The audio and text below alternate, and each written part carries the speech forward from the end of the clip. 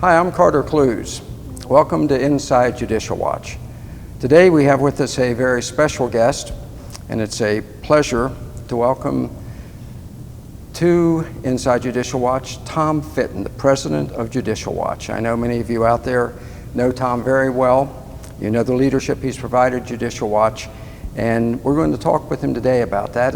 Specifically, we want to discuss with Tom the deep state, the Mueller investigation, the obstruction that we're still experiencing with the new administration in getting the information that you need in order to keep your government transparent. Tom, welcome to Inside Judicial Watch. Thank you for joining us. Thanks for having me, Carter.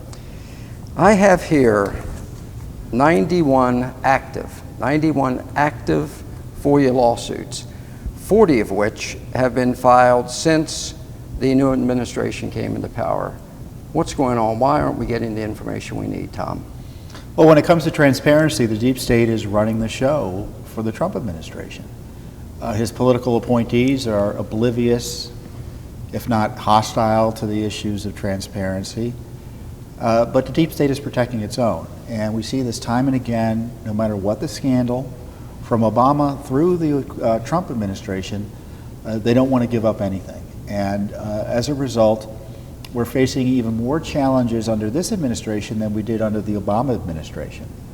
Because certainly with the Clinton email issue, you had great public interest in what was going on, and the State Department and Justice Department could only do so much to stall and stonewall.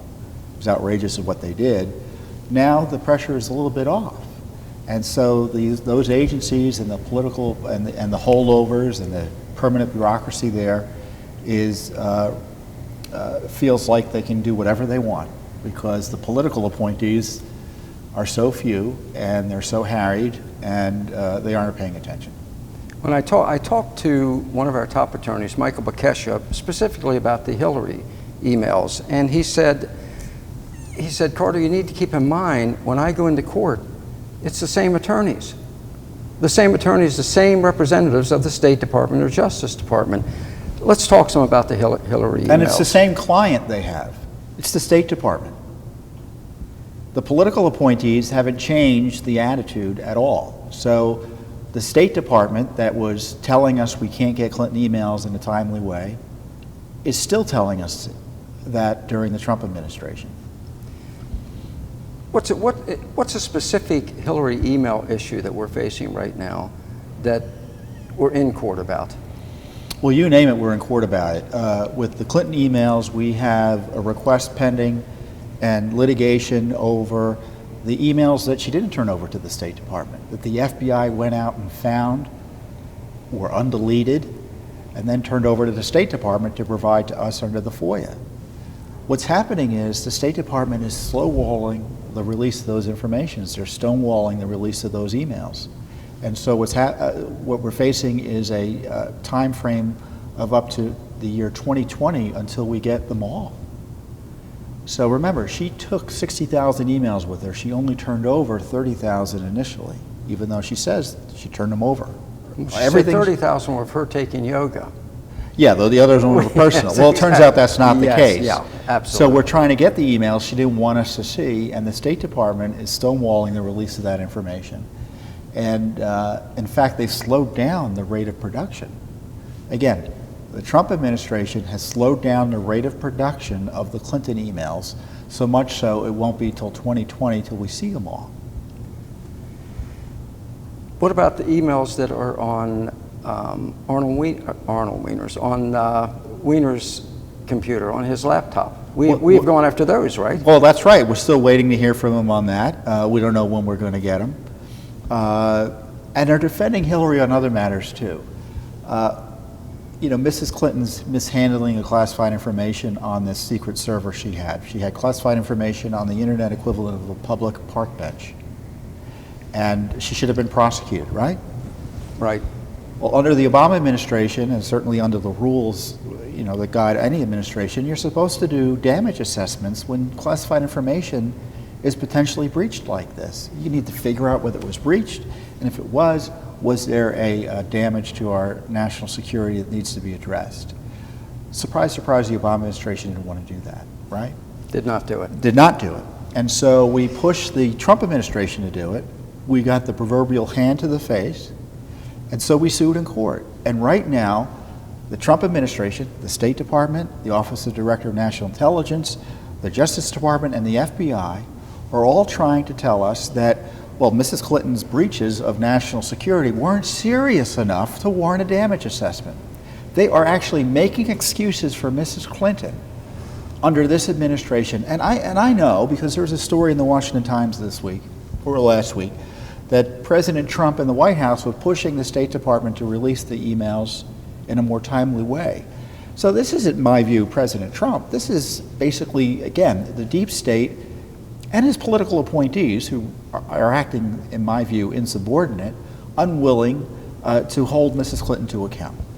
If I'm not mistaken, by law, they are supposed to investigate any potential breach of national security. Is that right? Yeah, that's what we're in court about. That's exactly right. And they're coming up with... That's their job. That's their job. And again, it's issue after issue. You would think they want to get all the emails that she took, right? We have sued the State Department under the law that requires them to seek the Justice Department's help to get records when someone takes them, like Mrs. Clinton did improperly. And we're in court with them now because the Justice Department and the State Department haven't done enough to get the records back. And what is the Trump administration doing? They're fighting us on that, saying, oh no, we don't want to do anything else to get Hillary Clinton's records back. This again, my guess is President Trump would be outraged by this. And I know the American people are outraged by it. Right. Mrs. Clinton hasn't gone away. She's still a public figure. She says she's still involved in politics. She still needs to be held accountable. And frankly, the Obama administration needs to be held accountable as well, because this was a cover-up. We saw this with Mr. Comey. We saw this with President Obama and the Justice Department under President Obama, Attorney General Lynch's Justice Department. And why hasn't there been a change in attitude towards government and corruption? I don't understand it. And frankly, the leadership of the Justice Department, Attorney General Sessions, leadership of the FBI, leadership of the State Department, they need to step up and clean house.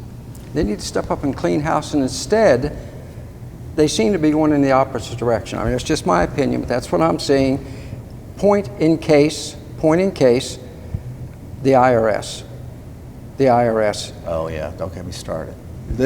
We just received word last week that the Justice Department would refuse to reopen the IRS investigation or the investigation into the criminal abuses, potential criminal abuses by the Obama IRS and its targeting of the Tea Party and conservatives and such. And this is what the letter says to the Congress. They said that we've talked to the career bureaucrats, and we're all in agreement that we don't want to open this up again. Well, that's really outrageous. So they talked to the deep state. They talked to the deep state. They talked to the career bureaucrats who were involved in working with the IRS. This is the dirty little secret about the IRS scandal. It involved the FBI and Justice Department, because the FBI and Justice Department were collaborating with Lois Lerner and the IRS to figure out ways to prosecute the very groups they shouldn't have, that Lois Lerner was suppressing. And the FBI got 1 million or so pages of records from the IRS they had no right to under the law, and they had to return once they were caught by Judicial Watch in Congress. We caught them. We caught them. We exposed that this was going on. And I just don't understand why this, again, Justice Department run by politicians who were put there because the American people wanted to drain the swamp, are protecting the corrupt IRS. But this is the deep state. These are the agencies being abused to target the American people. And surprise, surprise, the agencies don't want to investigate themselves. The Justice Department, the FBI, the IRS. And this is why I think the White House needs to take a more active role in supervising and demanding accountability. Because the agencies will not do it on its own. You can't rely on regular procedure and regular order to get this work done. Last week, if I'm not mistaken, it was last week, correct me if I'm wrong, Jeff Sessions announced that he was going to let Lois Lerner go scot-free. That's exactly right. She would not be held accountable, and correct me if I'm wrong, and characterize it for our supporters, if you don't mind. Didn't we pretty well substantiate that she deliberately targeted these conservative organizations. Well, she and the entire IRS. I mean, Lois Lerner is an easy understandable, everyone knows who Lois Lerner was. Right. It was the Obama IRS working with Democrats in Congress, working with appointees of President Obama and the Justice Department and the FBI to target his political opponents in the run-up to the 2012 election. That's how they stole the election in 2012, because they suppressed the Tea Party movement, which could have been the difference between his winning and losing against Mitt Romney. They suppressed the Tea Party movement, and Lois Lerner, if I'm not mistaken, we have the records of her going to the FEC to persecute the Tea Parties and the Justice Department, and now Jeff, the Attorney General does a Pontius Pilate on it. Well, the Attorney General didn't sign the letter. The number two, Rod Rosenstein, didn't sign the letter. It was it was a politician or a bureaucrat you don't know about who signed the letter. And ironically, we're still fighting the Justice Department and the IRS for records about this scandal. Everything we're talking about, Judicial Watch is in court about. And we don't rely on these agencies to do the right thing. That's why we do our own thing here. Because we know the Justice Department, the IRS, and the FBI ain't going to do it. So we need to expose what went on. And under the glorious American legal system and FOIA and things like that, we're able to go to court and get the accountability our government isn't providing. We're happy to do the work, but it's outrageous that our appointed and elected officials aren't doing the work the American people demand of them. And I think it's safe to say, I believe it's safe to say, that had Judicial Watch not been on top of the situation with Hillary's emails and with the IRS, had we not filed the FOIA lawsuits, the information would never have come out. If not for Judicial Watch, we wouldn't know about the IRS scandal. We blew open the Benghazi scandal. The Clinton emails, as I'm sure you discussed already here. We wouldn't know about the Clinton email scandal, but for Judicial Watch's Freedom of Information Act request. We are providing the leadership in fighting corruption here in Washington. We're doing the heavy lifting that Washington, D.C. Institutions like Congress and the media, and frankly, the executive branch isn't doing. Still not doing it at this point. Still not doing it. Even under Trump. Is there information about the Benghazi scandal that is still being covered by the deep state? Yes, the State Department is withholding material from us on Benghazi. They fought us in court as to whether they were even going to search Mrs. Clinton's top aides' email accounts for information on Benghazi that involved Hillary Clinton. You wouldn't believe the petty and ridiculous and wasteful fights we get into with these government lawyers who seemingly are just doing whatever they want without any guidance from, again, the appointed officials confirmed by the Senate who are supposed to be running the show. After a while, is it the deep state or is it the appointees who just don't want to do, who really don't want to do this hard work of transparency? And I understand why corruption issues are difficult, because the other side fires back, and it's this mutually assured destruction pact that often Democrats and Republicans have. But this is what the American people expect them to do. Let me ask you a question. The bureaucracy fights us, the deep state fights us. What kind of response do we get, or what kind of assistance do we get from the members of the Senate and the House who you would think, in their oversight capacity, would be demanding what we are demanding, but don't seem to be? We don't get much help. We do our own thing. We help Congress when we can. Sometimes we try to get information from Congress, but in our experience, they usually hold things very close to their vest. They want to find out what we're doing, but they don't want to tell us what's going on out there. And one of the things you should understand is that when Congress gets documents, they're not required to release them to the public. So Congress has documents that we may or may never have seen. So Congress doesn't want to do this oversight either. The House leadership doesn't want to do it. The Senate leadership doesn't want to do it. And again, this is why it's up to Judicial Watch to uncover what's been going on. The Russia scandal, I can't tell you. We've got probably 36 FOIA requests, going up near probably 15 lawsuits, I think, on the Russia scandal. It is a black hole in terms of information being produced by this administration on the Russia scandal.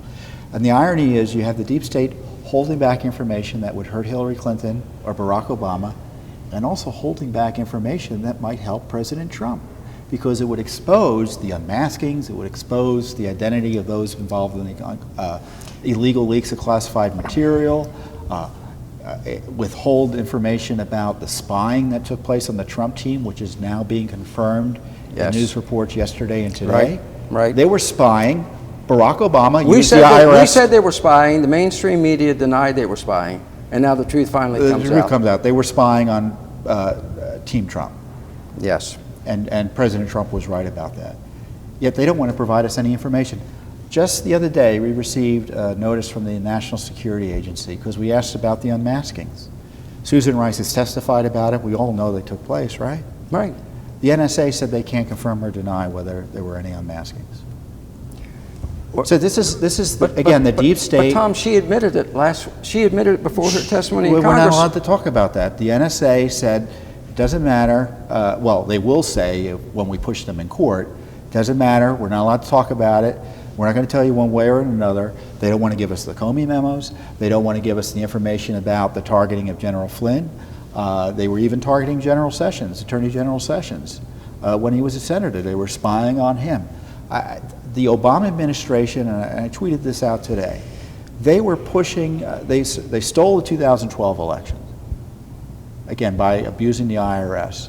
And they tried to steal the 2016 elections by spying on Trump, again, using the FBI and our national security surveillance state to spy on the Trump campaign, and while at the same time protecting Hillary. And again, it's the Trump administration. It's frightening. And compare and contrast the stonewalling on this. We still are getting stonewalled on the Clinton investigations too. We asked for information about the Bill Clinton, Loretta Lynch tarmac investigation. They came back to us with talking points about how they were going to deal with this, except the talking points are blacked out. Who blacked it out? The Trump Justice Department. The Trump Justice Department blacked it out. Blacked it out. So this key information about the big lies the Obama Justice Department were telling about this investigation are being withheld thanks to the Trump Justice Department. Who is running the show? Who's minding the store at the Justice Department? I think for the average everyday American, for our tens of thousands of supporters watching this program right now,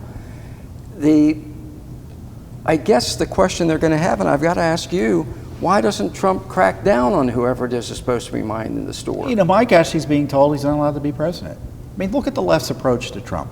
You can't talk to foreigners. You can't protect the borders. You know, you're not allowed to talk to anybody on the phone. You're not allowed to communicate with the American people. You're not allowed to use the powers entrusted to you by the American people under the Constitution. And I've told the White House that they need to get this transparency revolution going, because that secrecy, it protects the deep state. They rely on it to do what they want, to lord over us improperly. And we're facing a constitutional crisis, in my view, because it's gotten to the point where they don't like the president. Typically, the bureaucracy doesn't like Republicans. Right. They like conservative Republicans even less. And Donald Trump is on a level beyond anything that's been there before in terms of the White House. Right. And so they think they're within their rights to remove him from office. Try to prosecute him or get him impeached. And if they can't prosecute him, they'll get his family or they'll target people around him.